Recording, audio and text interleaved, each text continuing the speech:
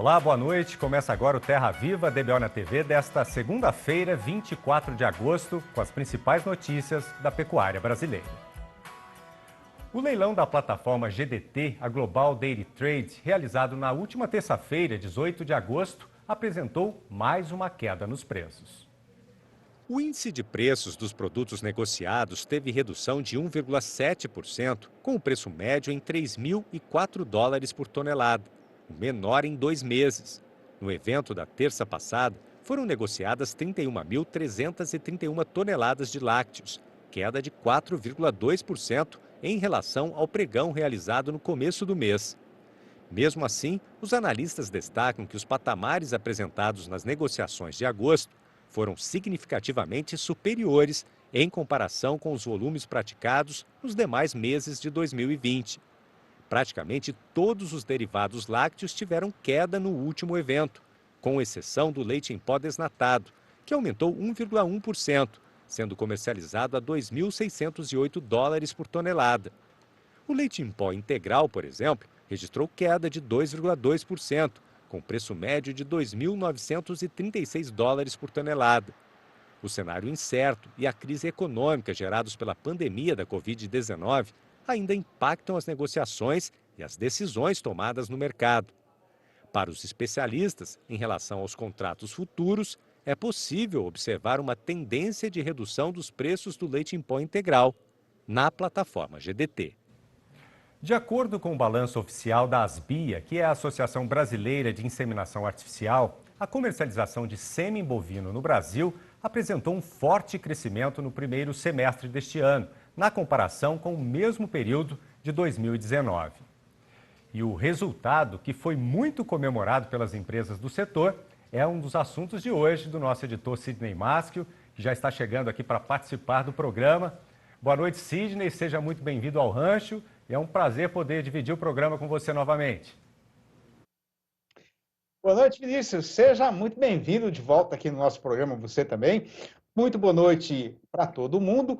O corujão que estava sentado na cumeira do galpão se assustou com a chegada da pionada e voou. E enquanto a comitiva festeira do Terra Viva DBO na TV já vai acendendo uma fogueira no meio do terreiro, os violeiros já estão puxando a primeira moda rancheira, que é para a de avisar os companheiros boiadeiros e as companheiras boiadeiras aqui desta freguesia que está na hora da gente começar a nossa função novidadeira do dia. Pois é, e a semana passada mesmo a gente estava falando desse assunto aqui no programa, né? Para lembrar que o Brasil ainda insemina menos de 20% da sua vacada parideira, mas de qualquer maneira o setor está apresentando um crescimento desembestado nesses últimos anos, com o volume de sêmen comercializado na praça praticamente dobrando de um ano para o outro.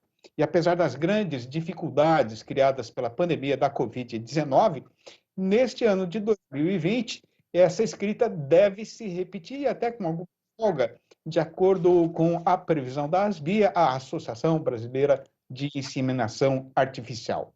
E quem veio visitar a gente virtualmente para conversar a respeito desse mercado é o engenheiro agrônomo Márcio Nery Magalhães Júnior, presidente da ASBIA, que vai participar do programa interneticamente, falando diretamente de Juiz de Fora, nas Minas Gerais. Boa noite, Márcio. Muito obrigado pela sua gentileza e sua boa vontade para atender a gente. Seja muito bem-vindo aqui no nosso arranchamento eletrônico e, por favor, sinta-se em casa. Obrigado, Sidney. Obrigado pelo convite. É um prazer. Boa noite a todos. O Márcio, o que foi então que aconteceu com o volume de doses de sêmen negociado aí no mercado nacional nesse primeiro semestre de 2020, hein?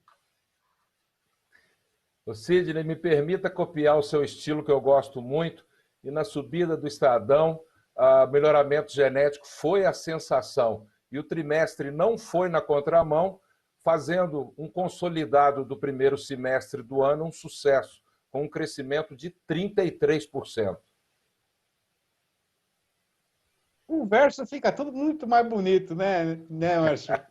Agora, a que por você aí. atribui esse crescimento? Olha, o Sidney, é basicamente aquele tripé daquele acordar do pecuarista que eu tenho dito sempre, né? O melhoramento genético é o único insumo permanente que você coloca para dentro da sua propriedade. Os genes, uma vez colocados, eles vão atuar sobre todas as gerações. O melhoramento genético ele atua na ponta do aumento da produção e também na redução de custos, quando você trabalha com precocidade, fertilidade, eficiência alimentar, longevidade dos animais, e tudo isso custando apenas de 2% a 3% do custo total da produção. É o centro de custo mais baixo de todos, ou seja, a atratividade do melhoramento genético é total. Márcio, agora tirando aí um pouco o relatório da Asbia para o primeiro semestre, né? Como é que foi o comportamento da produção de sêmen no país? A produção de sêmen. Nós temos duas entradas de sêmen para dentro dos estoques. Uma é a produção e a outra é a importação. A produção ela cresceu 26%, a importação 24%, Sidney. Não é assustador, né, em vista de uma venda que incrementou 33%, porque as centrais se ajustam rapidamente e repõem esses estoques aí com certa facilidade. Você falou da importação, Márcio, com esse dólar alto, né, nessas alturas que ele tem frequentado aí desde o final do ano passado, começo desse ano, o pecuarista brasileiro continuou conseguindo importar sêmen estrangeiro assim mesmo? Isso não atrapalhou aí o planejamento do pecuarista? Porque isso é importante também, você trazer material genético de qualidade de fora, né? Sem dúvida nenhuma. A vinda de genética de fora é importante para o crescimento genético dos nossos rebanhos, Sidney. E o câmbio não é o único fator que compõe o custo final de venda do produto sêmen. Existem outros fatores. Com certeza, o câmbio fez com que todas as empresas fizessem um certo ajuste, mas não existe necessidade de repassar integralmente esse incremento de 38%, 40% que o câmbio sofreu nos últimos 12 meses. E o pecuarista ele continua fazendo uso da importante genética importada. Agora, quando a gente fala aí, especialmente nas raças zebuínas, né, aí o Brasil é campeão. Então, como é que foi o comportamento das exportações brasileiras de sêmen nesse primeiro semestre do ano, Márcio? É verdade. A genética do tropical brasileira, né, da genética de corte de leite, tem uma demanda muito grande.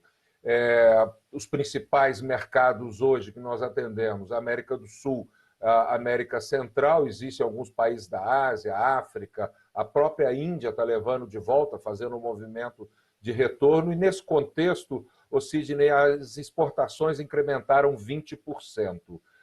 Nós tivemos, sim, a pandemia ela causou algumas dificuldades de logística, principalmente para a América Central, onde o Panamá nós não conseguimos utilizar mais o hub do Panamá, me desculpem, e tivemos que exportar via Amsterdã, você imagina. Isso causou uma dificuldade, um incremento de custos para quem importa, mas nós estamos superando isso, e a Asbia está trabalhando muito para tentar fazer de Miami um hub que a gente possa exportar para a América Central.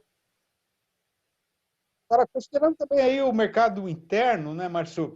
Se não fosse essa questão da pandemia, esses problemas todos que a gente está vivendo ainda até agora, né? Será que o crescimento do setor teria sido maior ainda?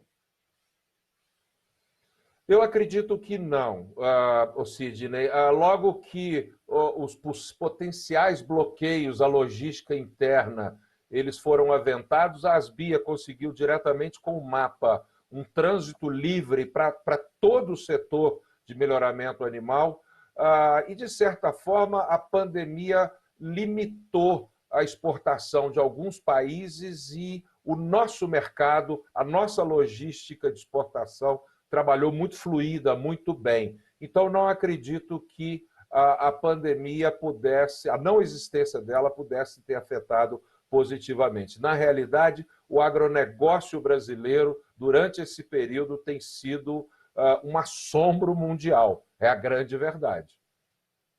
dizer, uma manifestação de maturidade e competência fantástica, né? Agora, Márcio, separando, então, corte e leite, como é que foi o desempenho desses dois segmentos do mercado no primeiro semestre?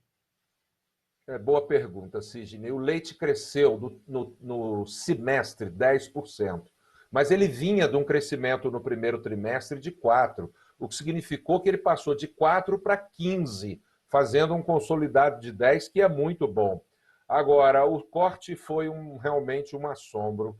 Ele cresceu 32% no primeiro trimestre e passou de 50% no segundo trimestre. O consolidado do semestre, em comparação com 2019, foram importantes 47% de crescimento. Assombroso isso, verdadeiro, e como nós medimos hoje pelas BIA, o relatório faz a estratificação por município, Sidney, eu posso te dizer que o melhoramento genético via inseminação artificial está presente em 70% dos municípios do Brasil. Muito interessante. Mas agora, considerando, né, que quem está inseminando vaca hoje está sabendo que o retorno desse investimento vai acontecer só daqui, no mínimo, 2 ou 3 anos, né? O que isso significa para o futuro da pecuária brasileira?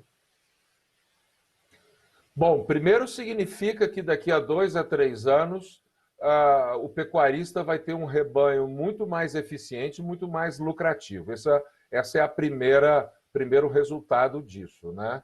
E o segundo é parar para analisar, Sidney, entender exatamente pela sua fala que o melhoramento genético em bovino ele é de mais de longo prazo, diferente das decisões de manejo que são de curto prazo e você pode revertê-las em 30, 60 dias. O melhoramento genético não, você tem que conviver eternamente com aqueles genes. Então é importante tomar decisões, tanto na época de vacas gordas quanto na época de vacas magras, decisões racionais e seguir com o melhoramento genético, que, como eu disse, custa 2 a 3% do custo total da produção. Significa que nós vamos melhorar o nosso rebanho de corte e leite, aumentar a produção, e isso tem um impacto direto também num quesito muito importante, muito falado hoje, Sidney, sustentabilidade ambiental. O melhoramento genético está intimamente relacionado com sustentabilidade ambiental. Bom, para a gente arrematar após considerando que o movimento maior do setor normalmente acontece no segundo semestre, por conta aí da estação de monta, né? Dá para deixar uma aposta que esse ano a gente vai duplicar de novo a comercialização de doses de sêmen no mercado? Assim, duplicar significaria crescer 100%, né? Não é fácil isso, o Sidney. E já vem de algum tempo, Sidney, uma distribuição ao longo dos 12 meses. Existem muitos pecuaristas de corte que, apesar de definirem que vão abrir a estação de monta setembro, outubro, eles abrem as suas compras já em maio, durante a Exposebu, junho. Então, existe hoje uma flutuação menor, logicamente um pouco mais carregada no segundo semestre. A gente trabalhando com a continuidade desse crescimento entre 30% e 35%, que nós acreditamos ser possível, factível, nós vamos passar de 18 milhões e meio de doses em 2019 para alguma coisa próxima de 25 milhões em 2020, o que é um sucesso total. O Brasil já é um dos maiores mercados consumidores de sêmen, o maior de embriões, e é um sucesso. O melhoramento genético não tem volta mais. E você imagina, você disse que hoje nós disseminamos menos de 20%, na realidade são 16% das nossas vacas parideiras. Você imagina quando nós chegarmos a 30%, como que esse mercado vai ser importante para a economia do Brasil. É por isso que a gente é muito otimista com relação ao futuro da pecuária brasileira. Márcio, queria agradecer demais a sua participação no programa, dar os parabéns pelo trabalho que vocês estão fazendo na Asbia e dizer que a gente é parceiro. Grande abraço para você, manda um abraço para toda a sua equipe e até uma próxima vez. Uma boa noite, obrigado pelo convite, sempre à disposição, meu amigo. Obrigado e até a próxima. E agora a gente volta para os nossos estúdios no bairro do Morumbi, aqui na capital paulista, com o companheiro Vinícius Marra. Obrigado, Sidney. Daqui a pouco você volta com mais informações. Vamos agora para um rápido intervalo. Na volta, as informações do mercado do boi magro e reposição. A gente volta já já. Estamos de volta com Terra Viva DBO na TV. Os incêndios no Pantanal já consumiram 10% de toda a cobertura vegetal da região. É o que mostra o repórter da Band, Ian Boechat. Depois de destruir vastas áreas na Transpantaneira, o fogo agora volta a ameaçar a maior reserva particular ambiental do Brasil. A RPPN do Sesc Pantanal tem 1.000 quilômetros quadrados. É o tamanho da cidade do Rio de Janeiro.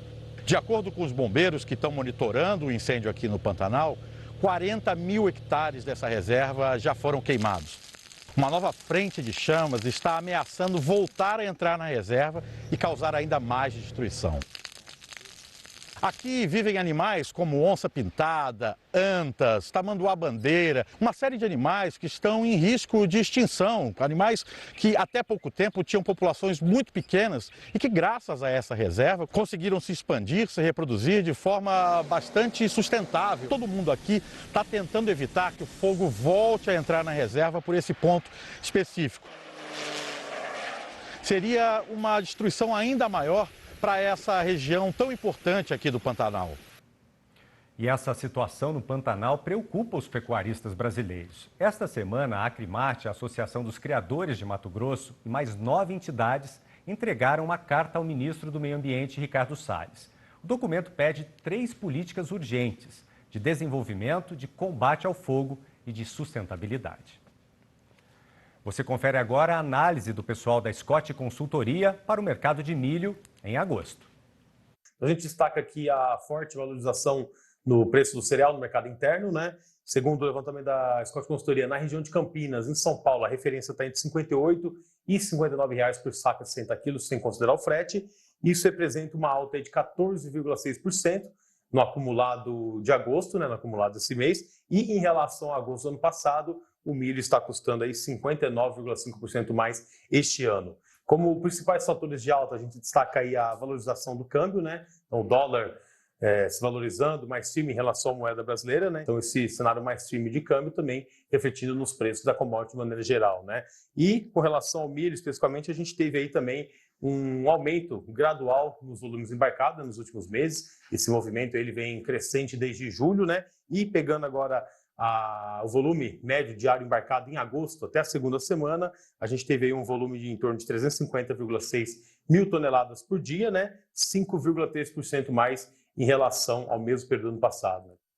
E vamos agora às informações do mercado do boi magro e da reposição. De acordo com o acompanhamento da Scott Consultoria, as cotações da reposição estão em alta. Na comparação semanal, na média de todos os estados monitorados, entre machos e fêmeas anelorados, o aumento foi de 2,1%. Como a gente vem falando aqui no programa, a procura por fêmeas para investimento na cria segue puxando as cotações do mercado de reposição, com alta de 2,8%, considerando a média de todas as categorias e estados pesquisados. Já as categorias dos machos anelorados tiveram valorização de 1,5% no mesmo período.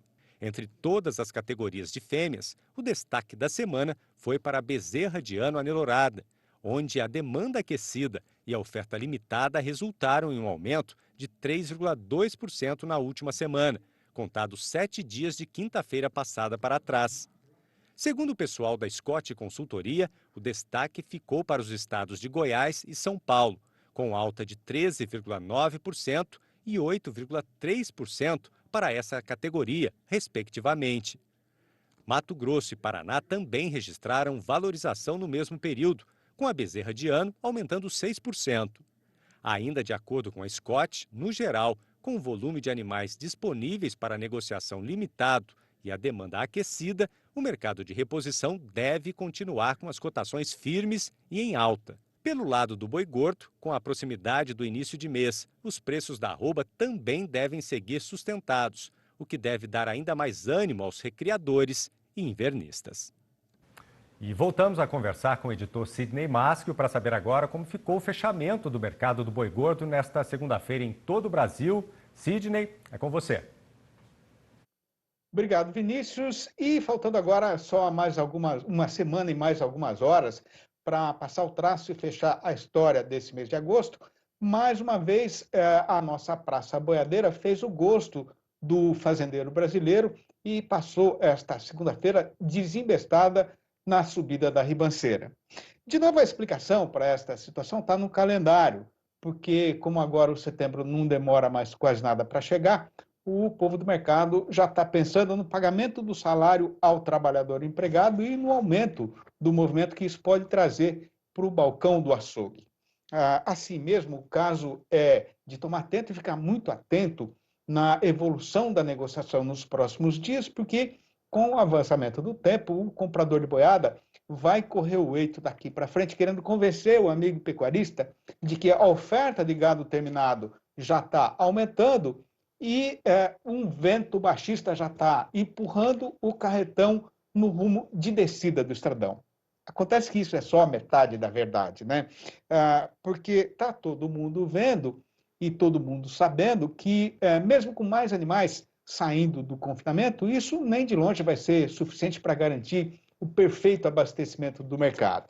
Mas repare bem, o companheiro boiadeiro, que, considerando os últimos 7 dias contados, de quinta-feira passada para trás, no comércio atacadista de carne com osso, o boi casado de animais castrados voltou para R$ 14,61 o quilo, com uma redução, uma queda de 0,3% de uma semana para outra.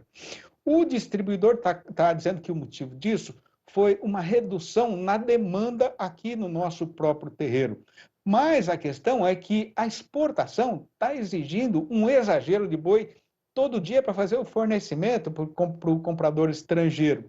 E é isso que não vai deixar o valor da cotação, o valor da arroba esmorecer nem esmagrecer. No balanço do dia da Scott Consultoria, foram registradas mudanças em 17 das 32 regiões pesquisadas no país inteiro, sendo que em 15 delas o preço aumentou e nas outras duas o caso foi o contrário, com o registro de queda. E para fazer a recitação da lista para a conferência do amigo pecuarista, eu peço de novo a interferência do companheiro jornalista Vinícius Marra. A lista das mudanças de hoje começa com Barretos e Araçatuba, aqui no estado de São Paulo, com o boi aumentando para R$ 227,50, a prazo e já descontada a parte do fundo rural. No norte de Minas Gerais, o preço do macho subiu para R$ 229,50. Em Goiânia, capital de Goiás, a alta foi só para a vaca, que vale agora R$ 215,50. Em Dourados e também em Três Lagoas, Mato Grosso do Sul, quem quiser comprar macho vai ter que desembolsar pelo menos R$ 218,50. No sudoeste de Mato Grosso, o boi sai por R$ 206. No sul da Bahia, subiu tudo, com o macho indo para R$ 239,50 e a fêmea para R$ 233,50. No oeste baiano, a vaca arribou para R$ 230,50. No oeste do Maranhão, o macho está cotado em R$ 231,50 e a fêmea em R$ 210. Em Redenção, no Pará, o boi aumentou para R$ 227,50 e a vaca para R$ 221,50. Em Marabá, o macho também sai por R$ 227,50. Em Paragominas, o novo preço do boi é de R$ 226,50. No sudeste de Rondônia, a fêmea pulou para R$ 198. No Rio de Janeiro, o boi vale agora R$ 224,50. E as únicas quedas foram registradas em Pelotas e na região oeste do Rio Grande do Sul, com o macho caindo para R$ 7,10 o quilo vivo, ou R$ 213 se a negociação fosse por arroba. Tá certo, então, e é chegada agora a hora de fazer a recitação do versinho do dia, sendo que, para esta semana, o tema escolhido foi um assunto muito singelo que ocupa um grande espaço no coração dos companheiros sertanejos, do companheiro caipira, que é a nossa cultura, né? É saudade. Vai ouvindo. Não existe coisa mais triste do que a hora de deixar o sertão e ir embora para a cidade. No peito, o coração resiste e insiste num bater descompassado, apertado já pela saudade, a emoção brigando com a razão e a vontade querendo fazer o caboclo esquecer a necessidade. Adeus, terra querida, com a alma sentida eu vou, igual folha caída do jacarandá e arrastada no poeirão da estrada, para onde o turbilhão da vida tiver de me levar. E assim eu vou encerrando a minha participação no programa de hoje, deixando um grande abraço para todo mundo e devolvendo a palavra para você, meu companheiro Vinícius Marra. Muito obrigado, Sidney. Amanhã você volta trazendo mais informações para a gente. E o DBO de hoje fica por aqui. Obrigado pela sua companhia. Nós voltamos na terça-feira com a reprise deste programa às 6h30 da manhã e com o noticiário novo a partir das 7h45 da noite. Até lá.